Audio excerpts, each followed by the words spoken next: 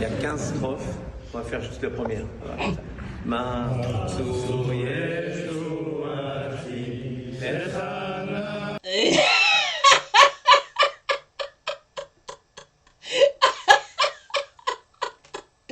L'autre il lui dit bon il y en a 15 mais bon on va en faire la première hein, parce que c'est lui qui décide en fait. Ah j'adore les mecs. C'est eux qui décident. Ils disent au président de la République, hein, laïcité, machin, hein, vous avez compris. Comment ça va se passer la soirée? Bon écoute là Macron, ce qu'on va faire c'est que tu vas aller chercher un sandwich et moi je vais t'allumer les bougies là. D'accord? Allez vas-y, je te donne 10 minutes et on commence. Été journaliste. Avec vous. Ah, bien sûr. Et puis finalement, ce métier ne devait pas tellement vous intéresser puisque vous êtes devenu porte-parole de Renaissance. Certains disent que vous l'étiez déjà sur l'antenne de CNews, porte-parole de Renaissance. Certains disent que certains journalistes font de la politique aussi. Donc, bon, en tout cas, vous allez sortir les rames parce que... Les fait marrer. Et ils sont entre potes en fait, hein. Bon, allez. que moi j'avais envie Non, vous l'avez plutôt très de- bien défendu ce matin, le Mais président de la j'avais République. plutôt envie, effectivement, ce que je trouvais, alors peut-être que tout le monde n'est pas au courant, Emmanuel Macron a célébré hier soir la fête juive Hanouka à l'Élysée en présence du grand rabbin de France, Haïm Korsia, et c'est vrai que c'est du jamais vu. Et dans une vidéo, on voit le grand rabbin dans la salle des fêtes de l'Élysée allumer la première bougie de Hanouka pour marquer le début de la fête juive. L'opposition de gauche comme de droite crie au scandale, mais pas que, puisque les institutions juives également, on va écouter dans une seconde Yonatan Arfi, qui est président du CRIF, qui regrette cela. Et moi, simplement, ce que j'avais dit, c'est qu'Emmanuel Macron, hier, disait aux Français de confession juive, nous sommes avec vous, et plus encore, nous sommes ensemble, et ça me paraissait l'essentiel. C'était un... Eh oui, ben bon, en même temps. Enfin, tu vois, le problème c'est que là ils sont dans la révélation, si vous voulez. C'est-à-dire que, pourquoi se faire chier? Pourquoi? C'est ça où on voit la puissance. Vous imaginez, je sais pas moi, un imam à l'Élysée en train d'égorger d'agneau, ouais, pour la fête de l'Aïd. Vous imaginez le truc? Même vous pouvez même pas vous imaginer la scène, tellement elle est impensable, inimaginable. Il faut se poser des questions, savoir pourquoi, etc., etc. C'est là, c'est ça que vous êtes sur ma chaîne. Bien bonjour. Hein, bon. Mais alors lui, Pascal Pro, il défend le truc. Hein. Donc si vous voulez, le problème c'est, est-ce que c'est une tactique de Macron pour se dire, bon, j'étais pas à la marche contre l'antisémitisme, mais de toute façon, ça sert à rien, puisque vous êtes à l'Élysée comme chez vous. Peut-être ça l'idée, hein. Bon. Un message important.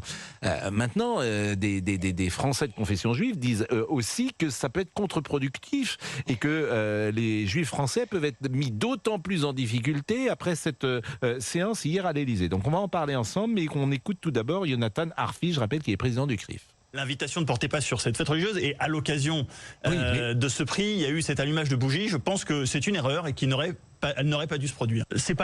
Non, c'est pas que c'est une erreur, l'erreur, non, c'est pas ça. C'est pas ça l'erreur. L'erreur, c'est pas qu'il y ait l'allumage de bougies, les mecs. L'erreur, c'est qu'on a vu qu'il y avait eu l'allumage de bougies. Et ouais, les mecs, c'est ça le problème. C'est ça qui les fait chier, en fait. C'est qu'il y avait des caméras pour filmer le truc.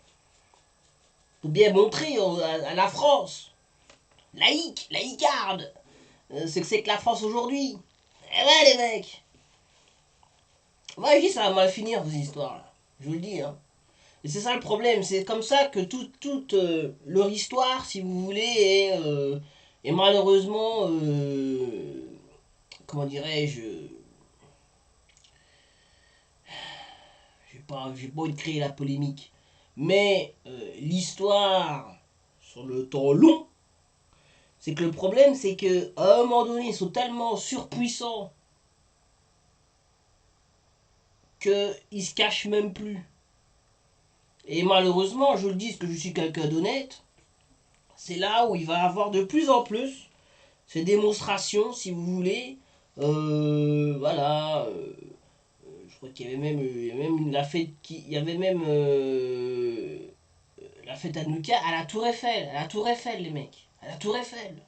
Pas la place au sein de l'Élysée d'allumer une bougie de Hanouka, parce que l'ADN républicain, c'est de se tenir loin de tout ce qui est religieux. Tout ce qui affaiblit la laïcité affaiblit les Juifs de France. J'ai été, pour être honnête, surpris, parce que c'est pas le lieu où on s'attend à ce que cela se passe. Alors, je vais vous faire écouter comment les choses... Bah, l'Élysée, la synagogue, c'est la même chose, camarade. C'est pas le lieu où ça se passe, non, c'est une révélation. Là, on est dans l'époque de la révélation. Alors, la question qui va se poser, c'est comment est-ce que les Français vont interpréter ça. Hein?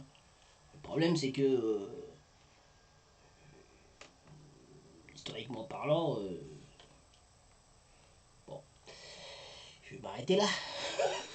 Comment oui, c'est ça. C'est ça, les mecs. Mais je veux dire, c'est devant vous, vous le voyez, il est là. C'est pour montrer leur puissance. Se sont passés. Le grand rabbin de France, c'est Raïm Corsia. Manifestement, c'était pas prévu. Et vous allez entendre... C'était pas prévu, quoi qui était pas prévu. Tendez l'oreille en même temps, c'est qu'il demande à Emmanuel Macron s'il peut allumer la bougie. C'est pas Emmanuel Macron qui a allumé. Vous savez, c'était pas... Donc la bougie est arrivée là par hasard, c'est ça? Elle est apparue nulle part, la bougie.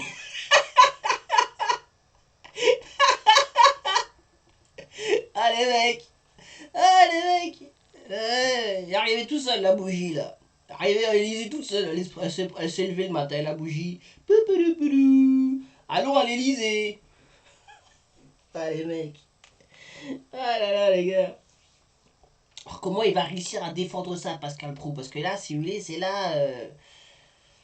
Comment va-t-il réussir à défendre ça? C'est ça qui m'intéresse. Et la bougie, c'est le grand rabbin de France, il faut le dire quand même.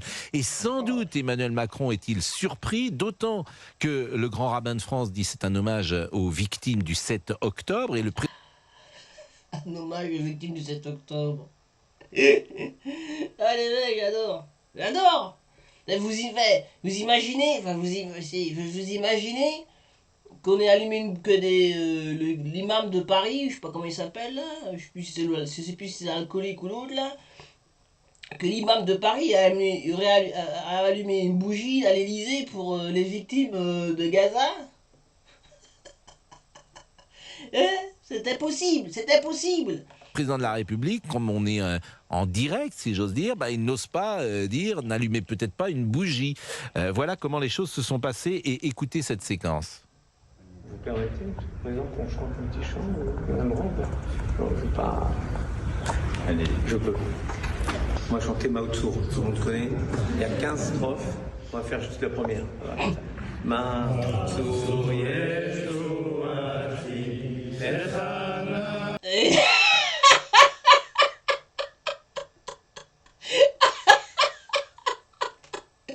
L'autre il lui dit bon il y en a 15 mais bon on va en faire la première hein, parce que c'est lui qui décide en fait. J'adore les mecs. C'est eux qui décident. Ils disent au président de la République, hein, laïcité, machin, hein, vous avez compris. Comment ça va se passer la soirée? Bon écoute là Macron, ce qu'on va faire c'est que tu vas aller chercher un sandwich et moi je vais t'allumer les bougies là. D'accord? Allez, vas-y, je te donne 10 minutes. Et on commence. Hein, et puis en plus, là, le rabbin, il est pas tout seul à l'Élysée. Ils sont tous là. Hein. T'entends la musique de fond, là. Putain, c'est effrayant. Hein. Faut être dans une secte. Écoute. Première. Voilà, ça. Et ils chantent tous, hein. Ils chantent tous, c'est pas... Parce qu'il n'y a pas que le rabbin dans l'histoire, là. Mais... Enfin, ce qu'il faut comprendre en fait, c'est qu'il faut pas être surpris les mecs. Si vous avez les connaissances du truc, qu'est-ce que la République française? Qui l'a créée? Comment elle a été créée? Quel argent a été mis dedans? Qui a apporté l'argent si vous voulez? C'est ça le plus important. Qui a apporté l'argent? Qui a financé? Ce qui s'est passé ce jour-là, c'est normal en fait. Tu vois? C'est normal. Il n'y a pas de... En fait, il n'y a pas de débat, en fait. Il n'y a pas...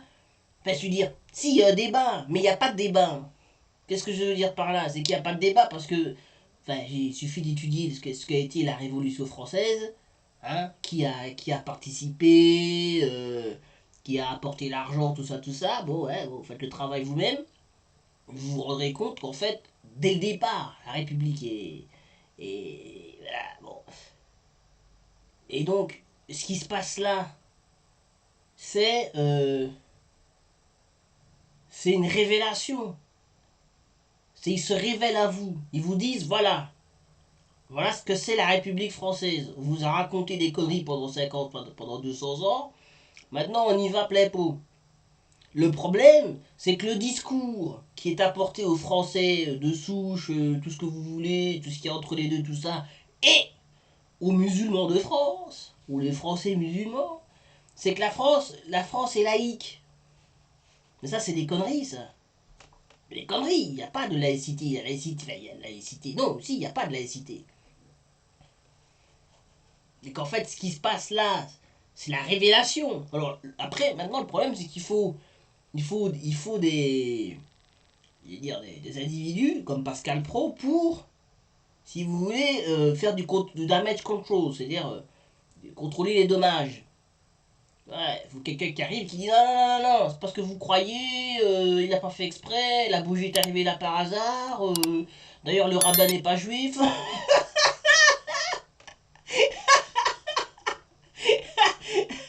mais c'est ça, hein. Lui, c'est son rôle à lui, à Pascal. Voilà, si vous voulez, ça va être marrant, parce que si j'ai bien compris, l'autre enfoiré en face là, lui, il va vous expliquer que...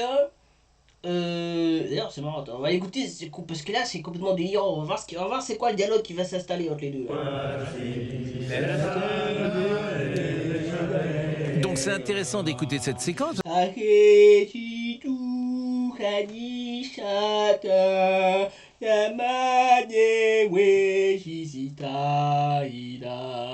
Shalom, shalom, shalom aleichem. Bon, je le fais pas, hein. Bon, je parle pas hébreu, dommage, hein, parce que... D'ailleurs, moi, je peux pas être invité, c'est dommage. Mais voilà, hein, donc voilà, là, c'est plus l'Élysée, c'est la synagogue, en fait.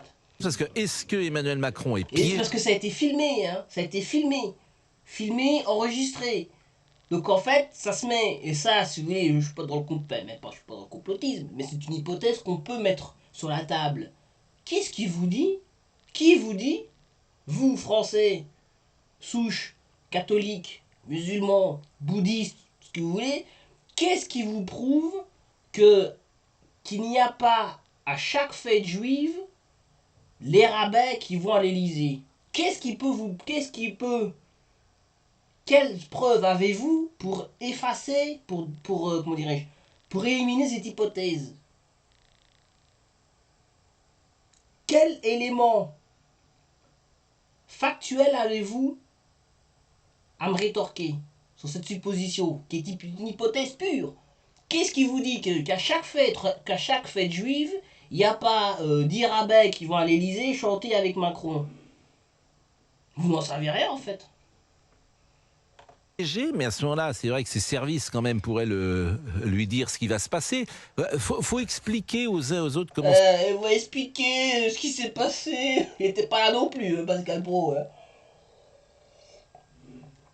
se passe ce type de célébration ou de cérémonie. Il était quelle heure hier, Loïc C'était en début de soirée.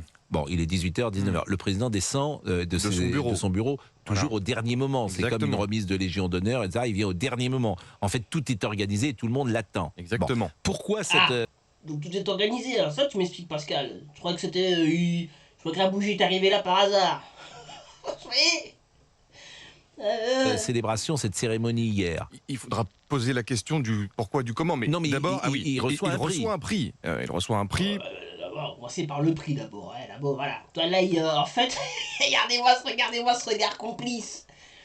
Ces deux potes qui sont là en train de me raconter une histoire. Hein.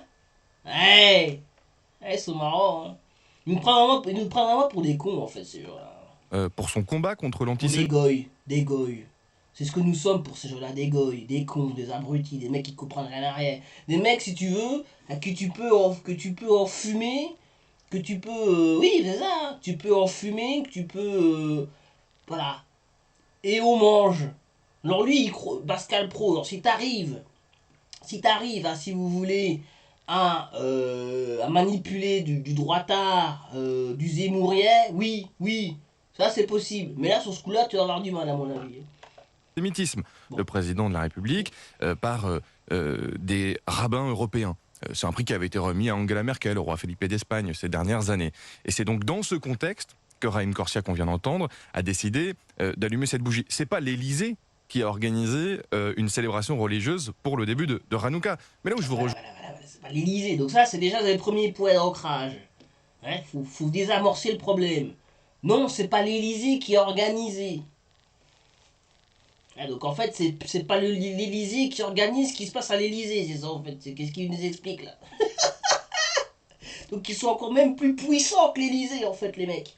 En fait, l'Élysée, pour eux, je vais pas critiquer, c'est une supposition, hein, c'est une hypothèse que je dis, mais en fait, pour eux, l'Élysée, c'est une salle de fête, en fait. Et ils vont, c'est eux qui organisent. Les mecs, ils disent, bon, écoute, t'imagines les mecs, bon, écoute, là, on a 3 bar mitzvahs, là, t'as quoi comme salle? Bah, attends, bon, on a Versailles.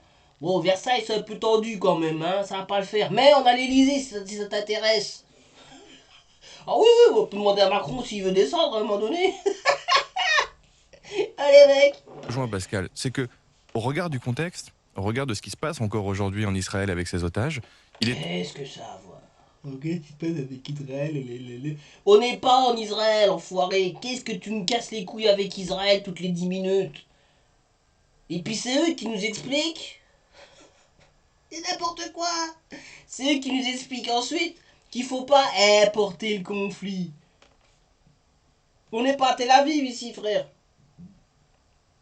important, nécessaire d'apporter des mots forts et un soutien considérable à la communauté juive. Et ouais, donc quoi, la France serait c'est quoi, la France est juive, la France est Israël, qu'est-ce qu'il veut nous expliquer? Les Israéliens sont des Français, les Français sont des Israéliens, qu'est-ce qui est...